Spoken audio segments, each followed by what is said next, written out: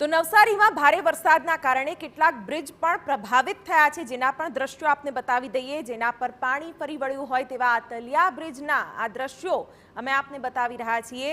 ભારે વરસાદના કારણે આતલિયા બ્રિજ પાણીમાં ગરકાવ થયો છે, જેના કારણે ગામ લોકોને ભારે પરેશાની થઈ રહી છે। ગામમાં પ્રવેશવા માટે લોકોને 10 કિલોમીટરનો ચકરાવો ફરવો પડી રહ્યો છે અને હાલ અહીંથી ડાયવર્ઝન આપીને કામગીરી પણ હાથ ધરવામાં આવી છે।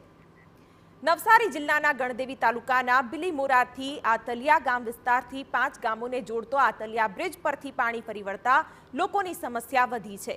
ગામને જોડતો મહત્વનો બ્રિજ 3 વર્ષ પહેલા બેસી ગયો હતો, જેના કારણે ચાલુ થઈ શક્યો નથી।